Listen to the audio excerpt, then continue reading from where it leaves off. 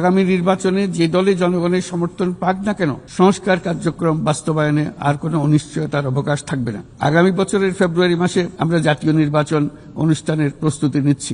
আমরা জুলাই অভ্যুত্থানের 1 বছর পূর্তিতে রাজনৈতিক দলগুলোর সাথে একই মঞ্চে দাঁড়িয়ে সকলে মিলে জুলাই ঘোষণার মাধ্যমে এই সংস্কার কার্যক্রমের প্রতি আমাদের সময়বদ্ধ অঙ্গীকার ব্যক্ত করি। অর্থাৎ আগামী নির্বাচনে যে দলে জনগণের সমর্থন পাক না কেন সংস্কার কার্যক্রম বাস্তবায়নে আর কোনো অনিশ্চয়তার অবকাশ থাকবে না।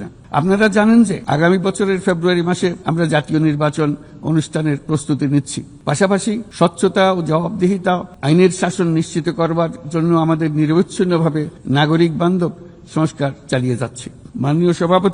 মাননীয় সভাপতি, গত বছর দায়িত্ব গ্রহণের কয়েক সপ্তাহের মধ্যেই আমি জাতিসংঘের মানবাধিকার বিষয়ক হাই কমিশনারকে আমন্ত্রণ জানাই পতিত স্বৈর শাসক কর্তৃক সংগঠিত মানবাধিকার লঙ্ঘন ও নৃশংসতার চিত্র উদ্ঘাটন করার জন্য। তারা মাঠ পর্যায়ে তদন্ত করে বিস্তারিত প্রতিবেদনের পাশাপাশি ভবিষ্যতে যাতে এই ধরনের অপরাধের পুনরাবৃত্তি না ঘটে সেই জন্য যেই সুপারিশমালা দিয়েছে তা আমরা আমাদের জাতীয় সংস্কার কার্যক্রমে যুক্ত করেছি।